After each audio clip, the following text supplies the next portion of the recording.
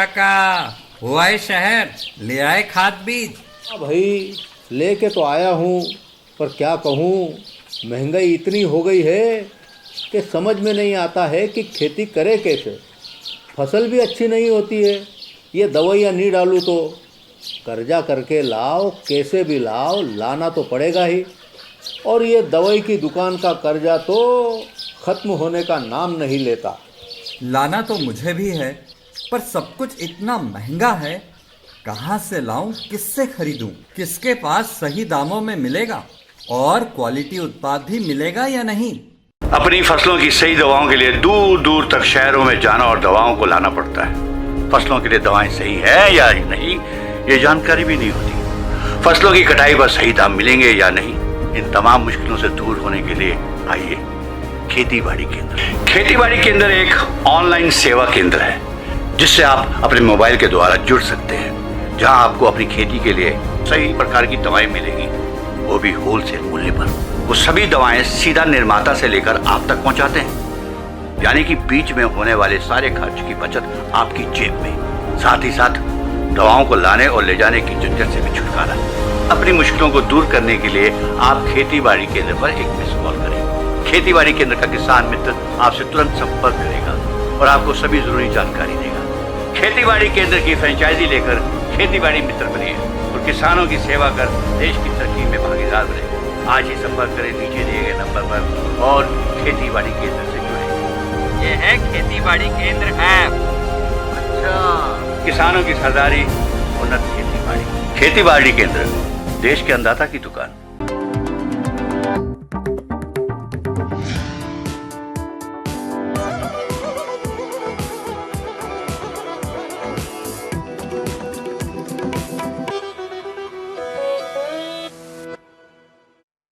जीवन में कई बार ऐसी परिस्थितियां, ऐसे हालात आते हैं जब हम समझ ही नहीं पाते कि किस तरह से उस हालात का सामना करना है, और परिस्थितिवश उत्पन्न स्थिति खुद में इतनी उलझी होती है कि अगर सूझबूझ और दूरदृष्टि का सहारा ना लिया जाए तो फैसला गलत होने की भी पूरी आशंका होती है।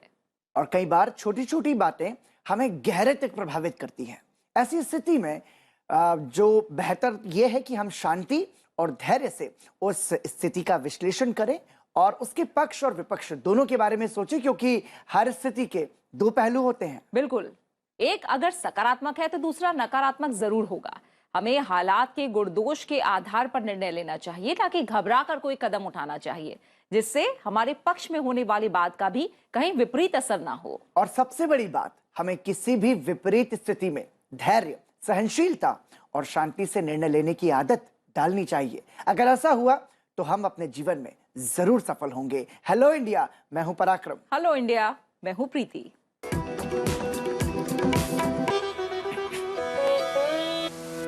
और आइए अब नजर डालते हैं देश की बड़ी राष्ट्रीय सुर्खियों पर। उत्तराखंड में मूसलाधार बारिश से अब तक 42 लोगों की मौत की खबर है। चार धाम यात्रा रोक दी गई है। प्रधानमंत्री नरेंद्र मोदी ने मुख्यमंत्री पुष्कर सिंह धामी से बात करके हालात का जायजा लिया है। वहीं केरल में बारिश के कारण 10 बांधों को लेकर रेड अलर्ट भी जारी किया गया है। सेना प्रमुख जनरल MM नरवणे ने जम्मू क्षेत्र में नियंत्रण रेखा के अग्रिम इलाकों का दौरा किया है। क्षेत्र की जमीनी स्थिति और घुसपैठ रोधी अभियानों की जानकारी उन्होंने ली। जम्मू कश्मीर में आतंकियों के खिलाफ ऑपरेशन लगातार जारी है।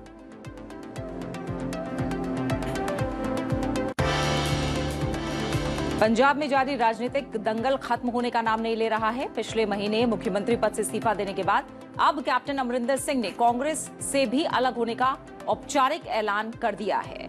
मुख्यमंत्री पद से इस्तीफे के बाद से ही कैप्टन कांग्रेस से अलग होने की बात कह रहे थे, लेकिन अब उन्होंने नई राजनीतिक पार्टी बनाने का फैसला किया है। और 100 करोड़ के लक्ष्य के करीब कोविड टीकाकरण अभियान पहुंचा है। अब तक 99 करोड़ से ज्यादा लोगों को कोविड रोधी टीके लगाए जा चुके हैं। स्वास्थ्य राज्य मंत्री भारती पवार ने पुणे में सीरम इंस्टीट्यूट का दौरा किया। कोविड से स्वस्थ होने की दर 98.14% हो गई है।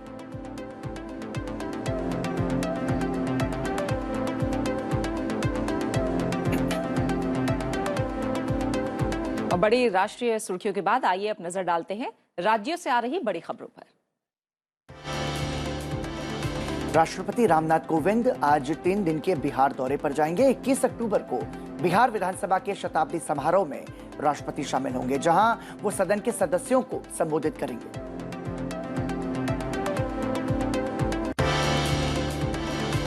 केंद्रीय गृह मंत्री अमित शाह ने महाराष्ट्र के पूर्व मुख्यमंत्री देवेंद्र फडणवीस के नेतृत्व में एक प्रतिनिधिमंडल के साथ चीनी मिलों से जुड़े मुद्दों पर बैठक की।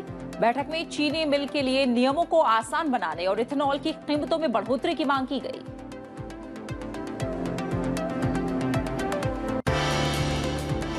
केंद्रीय मंत्री डॉक्टर जितेंद्र सिंह ने कहा कि पूर्वोत्तर को भारत के जैव आर्थिक हब के रूप में विकसित किया जाएगा। वो डीबीटी परियोजनाओं की समीक्षा करने के लिए मणिपुर की राजधानी इम्फाल में IBSD पहुंचे थे। केंद्रीय मंत्री ने जैव प्रौद्योगिकी के माध्यम से क्षेत्र के आर्थिक विकास के लिए आनुवंशिक संसाधनों के उपयोग पर भी जोर दिया।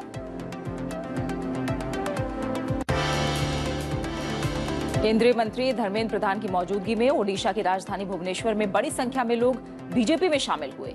इसमें दूसरी पार्टी के तमाम नेता और कार्यकर्ता भी शामिल थे।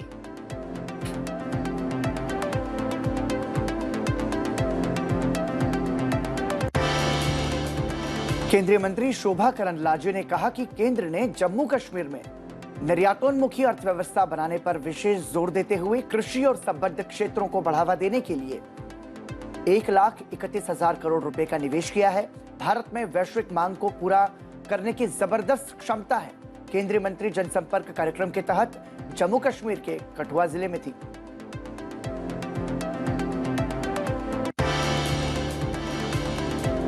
असम में लोगों ने पूरे रीति रिवाज के साथ काटी बिहू उत्सव मनाया। कार्तिक की संक्रांति को मंगल कामना के लिए तुलसी के पेड़ के नीचे दीपक जलाए और पूजा अर्चना की। यहाँ फसल की कटाई शुरू होने पर यह उत्सव मनाया जाता है।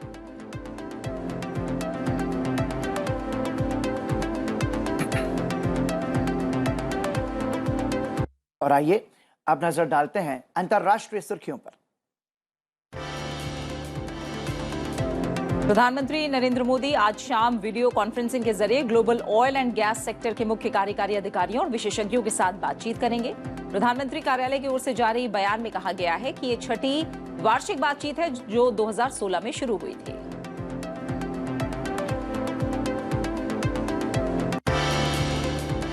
विदेश मंत्री S जयशंकर की अमेरिका, संयुक्त अरब अमीरात और इजराइल के विदेश मंत्रियों के साथ वर्चुअल बैठक हुई। पश्चिम एशिया, व्यापार, समुद्री सुरक्षा और राजनीतिक सहयोग बढ़ाने पर इस बैठक के दौरान चर्चा की गई। विदेश मंत्री ने बातचीत को सार्थक बताया।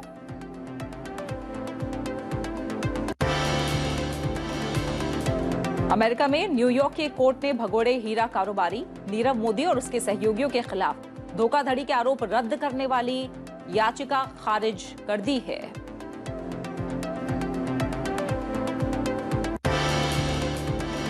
भारत और अमेरिका के सैनिकों का संयुक्त प्रशिक्षण अभ्यास एक्स युद्ध अभ्यास 21 अमेरिका के अलास्का में चल रहा है, जहां दोनों देशों के सैनिक बर्फीले इलाकों में युद्ध तकनीक, शारीरिक प्रशिक्षण और दुर्गम इलाकों में काम आने वाली तकनीकों का अभ्यास कर रहे हैं। अलास्का में इस अभियान का आयोजन 15 अक्टूबर से 29 अक्टूबर तक किया जा रहा है।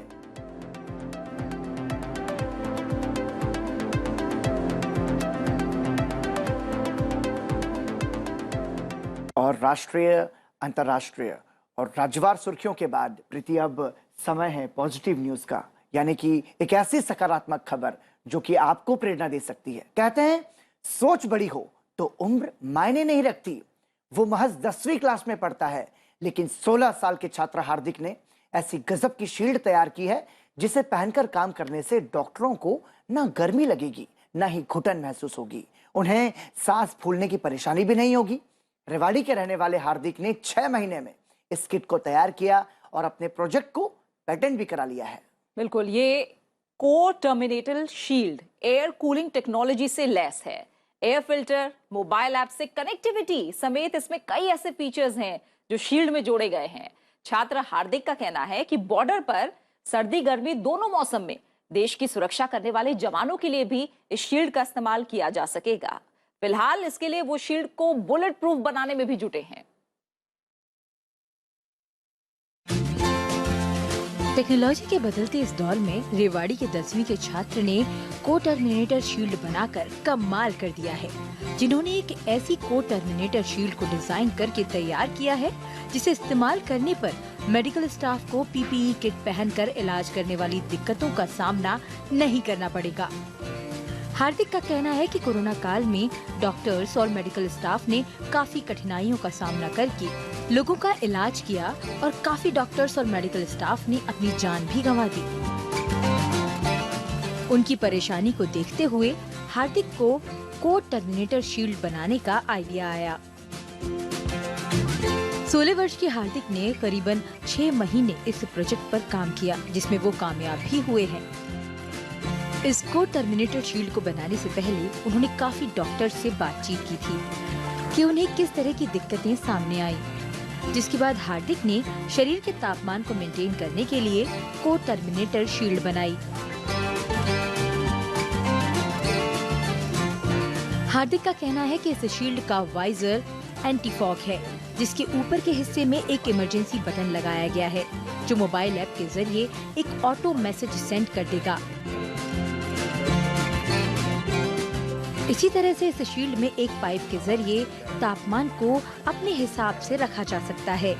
300 ग्राम की इस शील्ड को ठंडा रखने के लिए करीबन 10 इंच का एक कूलिंग सिस्टम बनाया गया है, जिसमें आइस जेल डालकर इस्तेमाल किया जाएगा। अब स्वास्थ्य सेवाओं में इस शील्ड के इस्तेमाल के लिए ICMR में पंजीकरण के लिए काम किया जा रहा है। यदि आप हौसला रखें और सोच लें कि आपको कुछ अच्छा करना है, तो आप कम उम्र में भी बड़े बड़े कीर्तिमान कर सकते हैं। और देखिए 10वीं क्लास का हार्दिक मुझे और लगता अच्छी है कि सोच का इसमें ये परिणाम। एक बात और है पराक्रम, कि जाहिर तौर पर 10वीं क्लास का है और महज 16 साल की उम्र में कई बार हम बच्चों को रोकते टोकते ज्यादा हैं, लेकिन हमें थोड़ा सा उन्हें ऑब्जर्व करना चाहिए कि वो क्या कर रहे हैं। मुझे लगता है परिवार में अगर रोका टोका ना जाए और थोड़ा सा प्रोत्साहन दिया जाए, जिस भी तरफ बच्चे का रुझान है, तो इस तरह का कमाल कर सकते और हैं। प्रीति, इसमें बहुत जरूरी है कि आप ये पता लगा लें कि उसकी रुचि किसमें है, और फिर उसे यदि आप प्रोत्साहन दें तो वाकई में एक बहुत सुंदर तस्वीर, जैसा कि एक उदाहरण हार्दिक का सामने आया, ऐसी बन सकती है। देखिए, सेना के जवानों को सर्दी और गर्मी सब में ये फायदा पहुंचाएगी जो शील्ड है। काम हो सकता है। इसे पेटेंट कराने में भी अब लग गए हैं हार्दिक, और साथ ही अब बुलेट प्रूफ बनाएंगे शील्ड को, ताकि उसको सेना के जवान भी इस्तेमाल कर सकें। आइए अब अगले सेगमेंट का रुख करते हैं, और ये हमारा खास सेगमेंट है न्यूज यू कैन यूज, यानी वो खबर जो आपके काम की है। प्रधानमंत्री नरेंद्र मोदी ने गति शक्ति योजना को लॉन्च किया है। ये केंद्र सरकार की मल्टी मॉडल कनेक्टिविटी के लिए नेशनल मास्टर प्लान है। किसी भी देश के विकास में उस देश के बुनियादी ढांचे का विकास बहुत अहम होता है।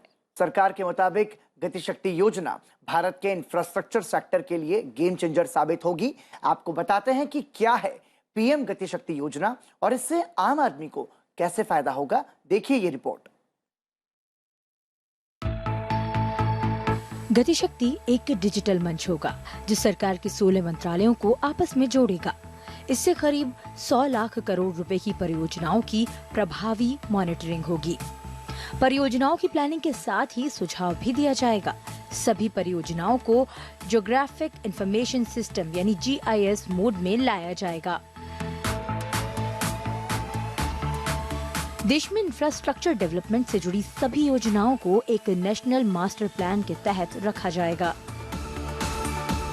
इसमें सभी 16 मंत्रालयों के ज्वाइंट सेक्रेटरी स्तर के अधिकारी विशेषज्ञ की भूमिका में होंगे, जो सैटेलाइट द्वारा ली गई 3D इमेज के जरिए योजनाओं का मूल्यांकन करेंगे और उन योजनाओं को जल्द पूरा करने पर सुझाव देंगे।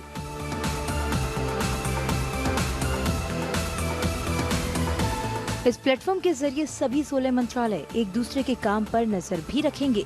इससे कलेक्टिव रिस्पॉन्सिबिलिटी बढ़ेगी। ये डिजिटल मंच बुनियादी ढांचा विकास को गति देने में मदद करेगा। इससे उद्योगों की कार्यक्षमता बढ़ेगी, बेहतर प्लानिंग और प्रोडक्टिविटी बढ़ेगी।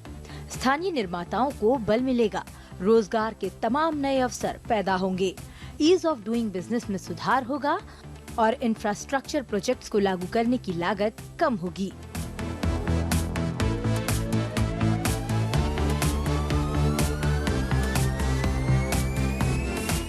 गतिशक्ति योजना के लिए 16 मंत्रालयों की फेहरिस्त में रेलवे, सड़क परिवहन मंत्रालय, पोत मंत्रालय, IT, टेक्सटाइल, पेट्रोलियम, ऊर्जा और उड्डयन जैसे मंत्रालय शामिल हैं। इन मंत्रालयों के जो प्रोजेक्ट चल रहे हैं उन्हें गति शक्ति योजना के तहत लाया जाएगा। इस योजना में भारतमाला, सागरमाला, पोर्ट्स, उड़ान, इकोनॉमिक जोन और रेलवे जैसे इंफ्रास्ट्रक्चर की योजनाएं भी कवर होंगी। योजना के अगले चरण में सोशल इंफ्रास्ट्रक्चर जैसे अस्पताल और यूनिवर्सिटी आदि को भी जोड़ा जाएगा। तो सड़क, समुद्री और हवाई मार्ग तीनों पर कैसे इंफ्रास्ट्रक्चरल डेवलपमेंट को पुख्ता किया जाए, मजबूत किया जाए, ऐसी कोशिश प्रधानमंत्री गति शक्ति योजना की। और प्रीति, मुझे लगता है कि इससे, जैसा कि रिपोर्ट में भी बताया, रोजगार के अवसर बढ़ेंगे और जब बुनियादी ढांचा मजबूत होगा तो निश्चित रूप से विकास प्रमाणिक होता है। बिल्कुल। और अभी 16 मंत्रालय जोड़े गए हैं इस योजना के तहत और जाहिर तौर पर जो आम आदमी है उसके लिए सुविधाएं काफी जल्दी उसके पास मौजूद होंगी और जिनका स्टैंडर्ड है वो भी कहीं ना कहीं वर्ल्ड लेवल का होगा और अपने आप में ये स्टैंडर्ड बढ़ेगा तो आम आदमी की सुविधाएं जो होंगी वो भी बढ़ेंगी। बिल्कुल। और इसी के साथ साथ बताया ये भी जा रहा है कि ईज ऑफ डूइंग बिजनेस में भी इजाफा होगा, ईज ऑफ लिविंग को भी इसमें ध्यान रखते हुए इंफ्रास्ट्रक्चरल डेवलपमेंट बनाया जा रहा है। इसी के साथ बढ़ते हैं आगे और अब बात करते हैं सेहत की। फिट रहो इंडिया में जरूरी है कि हम सभी अपनी सेहत का ध्यान रखें, क्योंकि स्वस्थ जीवन सुखी जीवन जीने की पहली जरूरत है। आप जितना स्वस्थ रहेंगे उतना ही आनंद से आप जीवन जिएंगे और अपनी क्षमताओं का सही उपयोग भी कर पाएंगे। बिल्कुल। और स्वस्थ जीवन के लिए स्वस्थ मस्तिष्क का होना बहुत जरूरी है, क्योंकि मानसिक परेशानी जो है वो आसानी से दूसरों को नजर आती नहीं, लेकिन कई बार ये शारीरिक रोग से ज्यादा खतरनाक होती है। पोस्टपार्टम डिप्रेशन भी एक ऐसी ही समस्या है। पोस्टपार्टम है क्या, इसके लक्षण क्या हैं और इस समस्या से कैसे निजात पाया जा सकता है, आइए जानते हैं हमारे हेल्थ एक्सपर्ट से। आज मैं बात कर रही हूँ पोस्टपार्टम डिप्रेशन की। मेरे यहाँ हाल में एक केस आया था। एक मदर इन लॉ, एक सास आई थी अपनी बहू को लेके और वो बहुत ही चिंतित थी। उनका ये कहना था कि जब से उनकी बहू ने एक बच्चा जन्मा है, बिटिया हुई थी और वो बिटिया 1.5 महीने की थी, वो तब से उनकी जो बहू है बहुत ही डिप्रेस्ड रहती है। उसका किसी चीज़ में दिल नहीं लगता, वो बच्चे को देखना भी नहीं चाहती है। वो कहती है ना मैंने बच्चे को नहलाना है, ना बच्चे के मैंने कपड़े चेंज करने, ना मैंने दूध पिलाना है, मैंने बच्चे को देखना ही नहीं है। तो उससे बहू से बात करने के बाद पता चला कि वो बहुत ही डिप्रेस्ड हैं और ये बहुत कॉमन होता है हिंदुस्तान में पोस्टपार्टम डिप्रेशन। और ये इसलिए कई बार हो जाता है क्योंकि जब आपकी डिलीवरी हो जाती है तो बहुत सारे केमिकल चेंजेस बॉडी में आ जाते हैं। वो जब केमिकल चेंजेस बॉडी में आते हैं तो आपको कभी कभी लगता है कि आप जिस मकसद पे थे कि आपका बच्चा होना था वो अब हो चुका। अब क्या आपका गोल है? कोई गोल ही नहीं है। अब आपके पास सिर्फ सिर पे जिम्मेदारियां हैं कि बच्चे को देखना है और आपकी बॉडी में भी चेंज आ गया है, आपकी रूटीन में चेंज आ गया है, आपके रोज़मर्रा ज़िंदगी में इतना चेंज आ गया क्योंकि आपको एक और बहुत बड़ी जिम्मेदारी मिल गई है। उसको लेकर भी बहुत लोग मायूस या उदास हो जाते हैं। उन्हें लगता है कि शायद वो कोप अप ना कर पाएँ और पहली बार जो माँ बनते हैं उन्हें समझ भी नहीं होती है कि कैसे बच्चे को गोदी में उठाना है या मालिश करनी है, कैसे ध्यान रखना है। उसको लेके भी उससे घबराहट से उदासी हो जाती है। तो ऐसी मैं माँओं से कहूँगी जिनकी इतनी अच्छी अच्छी सासें जो आती भी हैं साइकोलॉजिस्ट के पास मदद मांगने कि बस आपको अपनी डॉटर इन लॉ, अपनी बहू को सपोर्ट देनी है। हो सकता है आपकी बेटी को भी पोस्टपार्टम डिप्रेशन हो जाए, तो आपको बस ऐसी महिलाओं को सपोर्ट देनी है कि हम हैं, हम लुक आफ्टर कर लेंगे। अगर किसी पेडियाट्रिशियन के बारे में पता करना है या कुछ उसके इंजेक्शंस के बारे में बच्चों का पता करना है, जैसे मालिश कैसे होनी है, किस टाइम पे दूध पीना है, कितना पीना है, डेकार कैसे डालना है, गर्दन कैसे संभालनी है, कैसे किस पोजीशन में बच्चा बेटर सोता है, ये अगर जो बड़े लोग हैं अगर हेल्प कर पाएंगे तो ये पोस्टपार्टम डिप्रेशन से निकलना बहुत आसान हो जाएगा।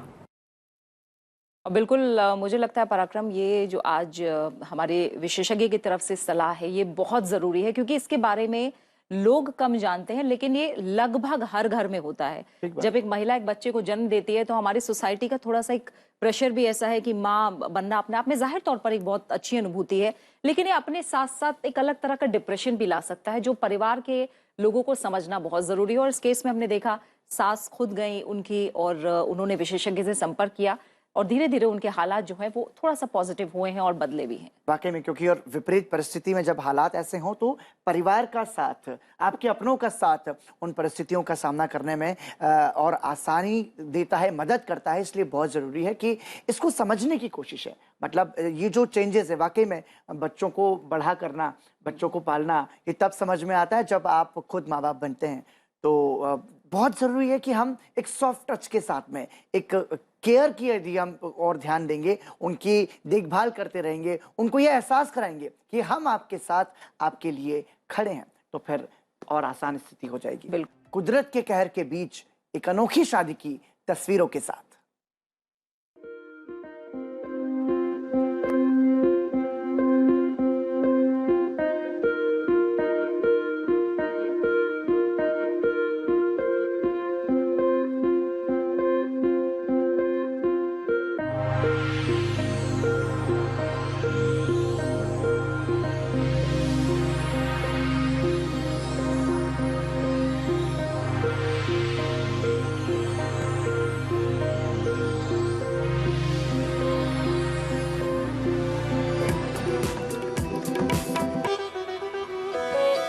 हेलो इंडिया, एक बार फिर आप सभी का स्वागत है और आइए अपने हेलो इंडिया के सफर को आगे बढ़ाते हैं और अब बात करते हैं आज के इतिहास की। और आइए जानते हैं आज के दिन से जुड़े इतिहास के बारे में और आपको बताते हैं कि इतिहास के पन्नों में 20 अक्टूबर के नाम क्या खास घटनाएं दर्ज है।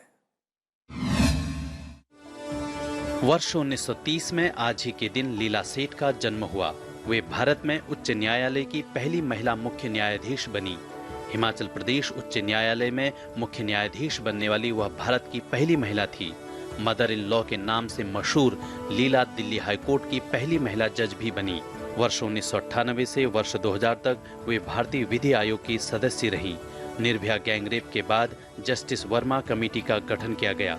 जस्टिस वर्मा की अध्यक्षता में बनी इस कमेटी की 3 सदस्यों में से एक सदस्य लीला सेठ भी रही। वर्ष 1996 में आज ही के दिन से विश्व ऑस्टियोपोरोसिस दिवस का शुभारंभ किया गया।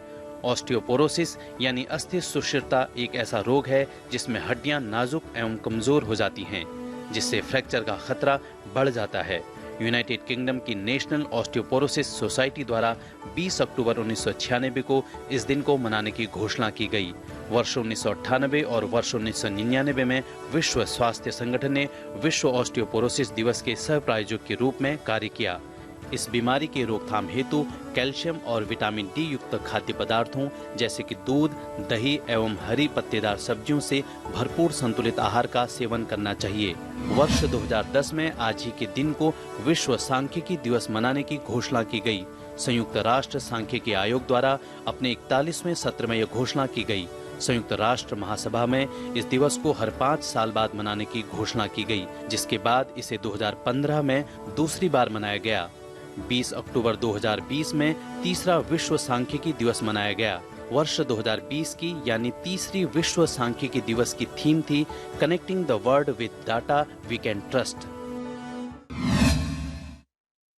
और इसी के साथ इतिहास के पन्नों से आगे बढ़ते हैं और अब बात करते हैं करियर मंत्र की। और इस सेगमेंट में आज बात करेंगे मेडिकल साइंस की। मेडिकल साइंस एक ऐसी फील्ड जिसमें अगर आपका इंटरेस्ट है तो आप एक अच्छा करियर बना सकते हैं। बिल्कुल, हमारे जितने भी बॉडी पार्ट्स हैं, मेडिकल साइंस उनमें स्पेसिफिकली स्पेशलाइजेशन के ऑप्शंस आपको देती है। आज के समय में डेंटिस्ट्री में स्पेशलाइजेशन का अच्छा स्कोप है और अगर आप डेंटिस्ट बनना चाहते हैं तो आज का करियर मंत्र आपके काम का है। हमारे हेल्थ एक्सपर्ट बता रहे हैं कि अच्छा डेंटिस्ट बनने के लिए आप में क्या स्किल्स होनी चाहिए। डेंटिस्ट्री में क्या है कि it is lot of skills also.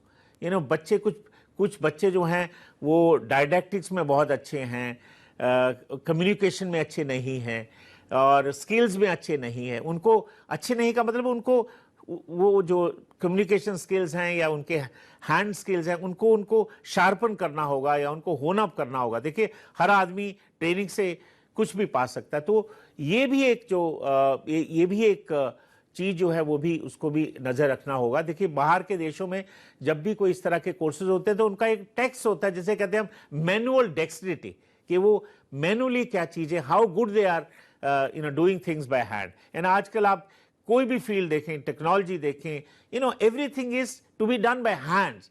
What is done by hands is close to your heart, because you just cram thing, reproducing, that is not there. Today, हर चीज में laboratories हैं, things are to be by, anything which is done by hand goes to your heart, goes to your mind. So these things are very important, especially in the medical careers. जाहिर तौर पर जैसा expert ने भी बताया है पराक्रम की डेंटिस्ट्री में अब अच्छा खासा स्कोप है और अब हम जान भी रहे हैं, देख भी रहे हैं कि लोग अपने मुस्कान के, अपने दांतों की बहुत परवाह करने लगे हैं, इसलिए ये भी एक अच्छा स्कोप आजकल की ओरल हाइजीन के प्रति पहले से ज्यादा बहुत जागरूक और सजग हुए हैं लोग, और जिसमें 2 बारी ब्रश करना, मतलब एक सुबह और एक रात में सोने से पहले, ये आपकी ओरल हाइजीन का बहुत ज्यादा ध्यान रखता है। तो ऐसे में डेंटिस्ट्री में करियर को जो करने की कोशिश कर रहे हैं उनके लिए एक अच्छी जानकारी। और इसी के साथ जाते जाते समय है कला से आपको परिचित कराने का। तो प्रीति, हमारे आज के कलाकार कौन है? बिल्कुल, फिलहाल मुझे और पराक्रम को इजाजत दीजिए। और आज के कलाकार हैं मृणाल मोहन उपाध्याय, जो पखावज वादक हैं, और इनकी पखावज की थाप पर आप भी करिए अपने दिन का आगाज। और हमें दीजिए इजाजत, नमस्कार।